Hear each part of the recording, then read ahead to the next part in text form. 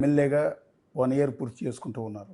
అంటే కూటమి ప్రభుత్వం ఏర్పడిన తర్వాత 1 ఇయర్ పూర్తిగా వస్తుంది. మీకు పర్టికులర్గా ఎమ్మెల్యేగా ఇంతకుముందు ఎంపీగా చేసుకున్నారు, కానీ ఎమ్మెల్యేగా ఏడాది పూర్తి చేసుకుంటున్నారు. ఎలా ఉంది ఎక్స్పీరియన్స్? అంటే అదొక డిఫరెంట్ ఎక్స్పీరియన్స్, ఇదొక డిఫరెంట్ ఎక్స్పీరియన్స్.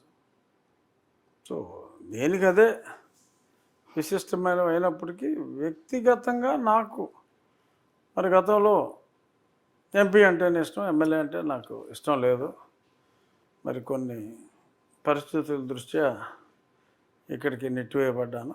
బట్ వచ్చిన తర్వాత no regrets, I'm quite happy. అంటే ఎంపీ అంటే 7 కాన్స్టిట్యున్సీలు మీ చేతుల్లో ఉండేవి. ఎమ్మెల్యే అనేటప్పుడు ఒకే కాన్స్టిట్యున్సీకి పరిమితం అయ్యారు కదా. ఎంపీ అయితే ఏ కాన్స్టిట్యున్సీ చేతిలో ఉండదు, ఎమ్మెల్యే అయితే ఒక కాన్స్టిట్యున్సీ అయినా చేతిలో ఉంటుంది. అది కాదు, but our contribution would have been much. అంటే ఇక్కడ ఒక నియోజకవర్గం వరకు ఐఎమ్ డూయింగ్ ఎ లాట్. నేను చెప్పడం అనవసరం, మీరు నా కాన్స్టిట్యున్సీలో ఎక్కడ ఆగినా నా పేరు చెప్తే ఏదో 1-2% వీళ్ళు ఏదన్నా ఆక్రమణలు తొలగించిన వాళ్ళని ఎవరన్నా అడిగితే తిట్టుకుంటే తిట్టుకోవచ్చు తప్ప ఇంకెక్కడ అడిగినా ఎవరిని అడిగినా కూడా చెప్తారు. సో అది ఇట్స్ అన్ ఓపెన్ బుక్, అందులో నేను చెప్పుకోవాల్సింది ఏం లేదు. బట్ అక్కడ ఏంటంటే పార్లమెంట్లో దేశానికి సంబంధించిన చట్టాలు, అంటే కొన్ని సెంట్రల్ గవర్నమెంట్ సంబంధించిన సబ్జెక్ట్స్లో అక్కడ చట్టాలు, రాష్ట్ర పరిధిలో ఉండే చట్టాలు కొన్ని ఉంటాయి రాజ్యాంగం ప్రకారం. ఇప్పుడు ఈ చట్టాల్లో భాగస్వాములు అవుతాం. గతంలో ఆ చట్టాలకి పరిధి కొంచెం ఎక్కువ, అందులో ఉండేవాళ్ళం. సో అంటే యాక్చువల్గా ఎంపీకి ఎమ్మెల్యేకి బేసిక్ డ్యూటీ వచ్చి చట్టసభల్లో చట్టాలు చేయటంలో చురుగ్గా పాలు పంచుకోవటం. ఇప్పుడు ఎమ్మెల్యేలు చేసి చాలా పనులు ఎమ్మెల్యేలు చేయవలసింది కాదు. లోకల్ బాడీస్ ఉంటాయి, పంచాయతీ సర్పంచ్ కావచ్చు, మున్సిపల్ చైర్మన్ కావచ్చు, ఈ ఎంపీటీసీలు, వీళ్ళు చేయవలసిన పనులు కూడా చాలా వరకు ఎమ్మెల్యేలు అయ్యే పనులని అనుకుంటున్నారు చాలామంది కూడా. దానికి తగ్గట్టు అసెంబ్లీ పరిదినాలు కూడా జరగవలసినట్టు జరగట్లా. మరి గతంలో 90 రోజులు జరిగి ఇప్పుడు మరీ స్టాండర్డ్స్. మరి వైఎస్ఆర్సీపీ ప్రభుత్వంలో అయితే సరే కరోనా వచ్చింది 2 సంవత్సరాలు కాదనలేం, అయినప్పటికీ కూడా 67 రోజులు జరిగింది 5 సంవత్సరాలు కలిపి. అది అట్టర్లీ లో. సో మేము నెంబర్ ఆఫ్ డేస్ పెంచాలి, మేము మా స్పీకర్ గారు మా బాస్ కూడా అదే నిర్ణయంతో ఉన్నాం. ముఖ్యమంత్రి గారికి కూడా చెప్పాం. అసలు పార్లమెంట్లో కూడా గైడ్లైన్స్లో కూడా అది ఆల్ ఇండియా స్పీకర్స్ కాన్ఫరెన్స్లో కూడా అది మినిట్స్లో కూడా ఉంది. ఈ పెద్ద శాసన అంటే 60కి పైగా సభ్యులు ఉన్న దగ్గర మినిమం 60 days, ఆప్టిమలీ 90 days అని రాసుకున్నారు. బట్ జరగట్లా. సో చట్టసభల్లో మనం కీలక పాత్ర పోషించాలి, నియోజకవర్గ సమస్యలు చట్టసభలో చర్చించాలి, దానికి ఎక్కువ సమయం తీసుకోవాలి. అనుకున్నట్టుగా జరగట్లేదు, కానీ ఓకే, గతంలో కన్నా చాలా బెటర్గా సభలు జరుగుతున్నాయి, అంతవరకు సంతోషం. బేసిక్గా ఎమ్మెల్యేగా అసెంబ్లీలో అడుగుపెట్టారు. ఈ సంవత్సర కాలంలో జరిగిన మీ కెరీర్లో జరిగిన గొప్ప విషయం డిప్యూటీ స్పీకర్గా ఆ స్థానంలో కూర్చుని మీరు సభను నడపటం. ఇది మీరు ఆశించిన స్థాయిలో ఉందనుకుంటున్నారా, ఏమైనా డిసప్పాయింట్మెంట్ ఉందా? అంటే డిసప్పాయింట్మెంట్ అని చెప్పలేం, బట్ గతం గత. కానీ మీరు ఆ చైర్లో కూర్చుంటే మాజీ సీఎం జగన్మోహన్ రెడ్డి ఒకప్పుడు మిమ్మల్ని అనేక రకాలుగా మిమ్మల్ని ఇబ్బంది పెట్టిన ఆయన మీ ఎదురుగా ప్రతిపక్షం స్థానం కూడా లేదు కదా, అక్కడ కూర్చుని ఉన్నారు. ఎలా మీరు ఎక్స్పెక్ట్ చేశారు ఈ పరిస్థితి వస్తుంది అని? నేను చైర్లో ఓకే డిప్యూటీ స్పీకర్గా కూర్చుంటానని అయితే నేను అనుకోవాలా. జగన్మోహన్ రెడ్డి గారు ప్రతిపక్షంలో ఉంటాడనేది నేను 3.5 సంవత్సరాల నుంచి చెప్తున్నా, నేను ఎప్పటి నుంచో చెప్తున్నా. నేను మాట్లాడేవన్నీ దానికి అన్నింటికి డాక్యుమెంటరీ ఎవిడెన్స్ ఉంది. అన్నీ ఏ రికార్డు ఎదిగినా మీకు దొరుకుతుంది. కొన్ని వేల వీడియోలు ఉన్నాయి నేను మాట్లాడి. 3.5 సంవత్సరాలుగా నేను అదే చెప్తున్నా. 3.5 సంవత్సరాలు ఎప్పుడు సంవత్సరం క్రితం, ఇప్పుడు 4.5 సంవత్సరాలే. సో నేనైతే చాలా స్పష్టంగా అప్పటి నుంచే ఉన్నా తన ప్రతిపక్షాలలోనే కూర్చుంటాడని. సో అదే జరిగింది. అనుకోకుండా జరిగింది ఏంటంటే, నేను అసలు అసెంబ్లీలోనే ఉంటానని అనుకోలే. నేను పార్లమెంట్లో ఉంటాను, అక్కడ కూడా ఏదో మంచి పదవిలోనే ఉంటానని అనుకున్నా. నేను అనుకున్నది అది. నేను ఎమ్మెల్యే అవుతానని అనుకోలేదు కాబట్టి, ఇంకా ఆ తర్వాత ఏమైనా ఏం అవ్వలేదు అనుకున్నా, ఏమనుకున్నా అనవసరం. అంటే మీ చిరకాల ప్రత్యర్థి కదా ఒక విధంగా చెప్పాలంటే జగన్మోహన్ రెడ్డి. అంటే రావట్లేదుగా. ఆయన సభలో వచ్చి కూర్చుని లాస్ట్ టైం సభలో కూడా ఒక ఎమ్మెల్యే అన్నారు, రఘురామకృష్ణరాజు గారిని ఆ చైర్లో చూడాలి, అచ్చెన్నాయుడు గారు అనుకుంటా ఉంది, జగన్మోహన్ రెడ్డిని అక్కడ చూడాలి అని. సో అది నెరవేరిందా అని అడుగుతున్నారు. నేను ఆ చైర్లో ఉంటూ నెరవేరింది. సరే, స్పీకర్ అయినా డిప్యూటీ స్పీకర్ అయినా ఓకే, చైర్ వరకు ఆల్మోస్ట్ ఇద్దరు ఉంటాం. చైర్లో కూర్చుంటాం వరకు ఓకే. బట్ జగన్మోహన్ రెడ్డి గారు సభకు రావాలి కదా. ఇప్పుడు ప్రతిపక్ష హోదా ఇస్తే తప్ప రానంటున్నారు కదా ఆయన. అది మూర్ఖత్వం. అది ప్రజలు ఇవ్వాలండి. ప్రజలు 18 ఇచ్చుంటే కూర్చుండేది.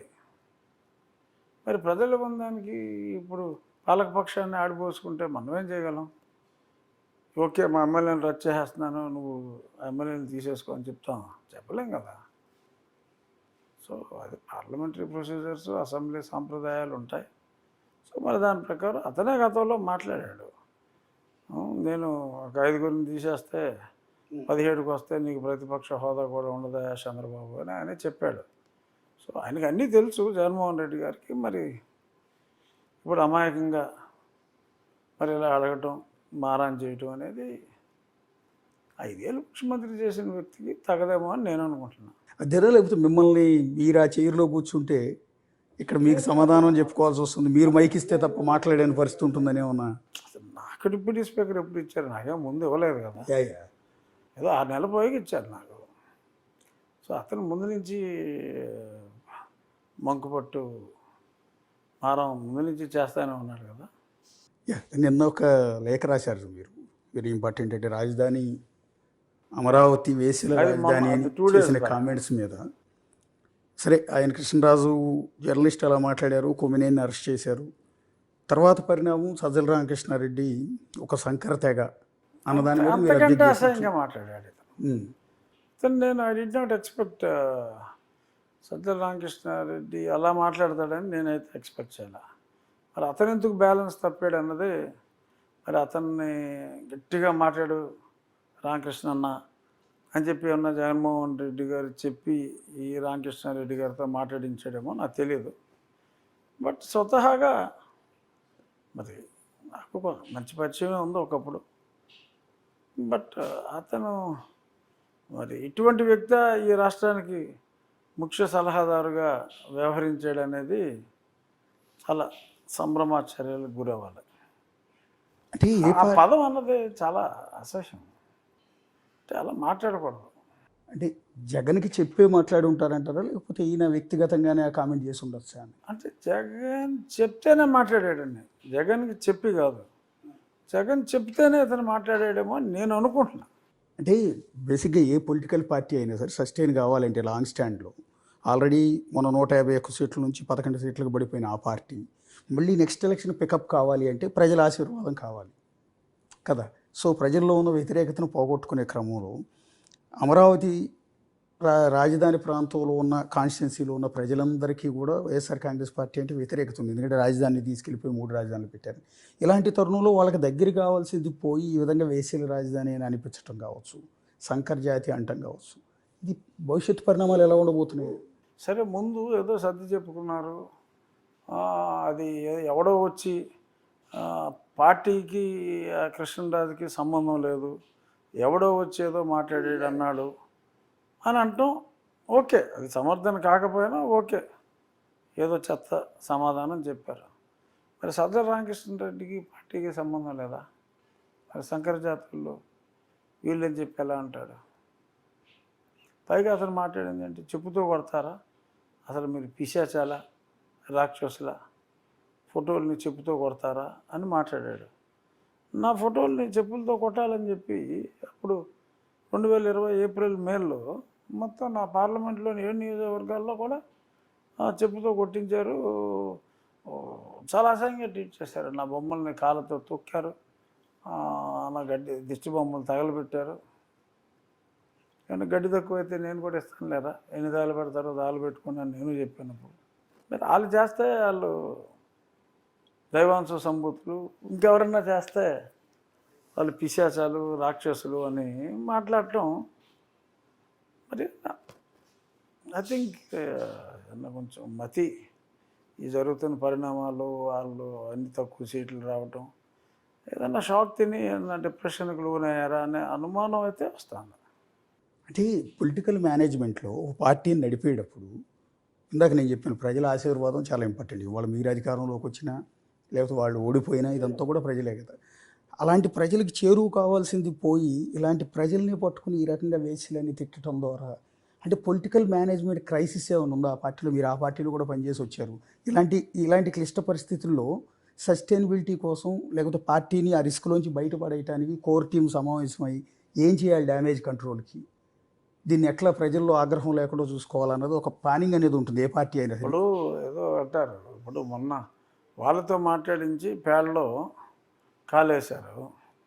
సజ్జల రామకృష్ణారెడ్డి మళ్ళీ అది పేడ కాదా అని వాసన చూసుకున్నట్టు ఇతని బిహేవియర్ ఉంది. మరి ఏం చేస్తాం? అదే ఆ పొలిటికల్ ఆ కోర్ టీం భేటీ అవ్వడం కానీ డ్యామేజ్ కంట్రోల్ చేసుకునే ప్రయత్నాలు ఎక్కడా మీకు కనిపించట్లేదు కదా. వాళ్ళు ఏం చేసుకున్నా నాకు అనవసరం అనుకోండి. అది వాళ్ళు ఏం చేసుకుంటారో వాళ్ళు ఏదైనా చేసుకోండి, కానీ ఇలాగా ఒక ప్రాంతంలో ఉన్నవారిని వాళ్ళకున్న ఆ ప్రాంతం మీద ఉన్న ద్వేషాన్ని అక్కడ ఉన్న వాళ్ళందరూ శంకర జాతుల్లోని, అక్కడ ఉన్న వాళ్ళందరూ వేశ్యలని ఇలా మాట్లాడటం అనేది సభ్య సమాజం వాళ్ళని మన్నించదు. ఇంకా అంటే ఈ ఎఫెక్ట్ రాబోయే ఎలక్షన్స్లో క్లియర్గా కనిపించే అవకాశం ఉంటుందా? అంతదాకా ఆలోచన అనవసరం ఉండదు. నెక్స్ట్ ఎలక్షను అది కాదు అసలు. అలా మాట్లాడిన దాన్ని అంత ఈజీగా ప్రజలు మర్చిపోరు.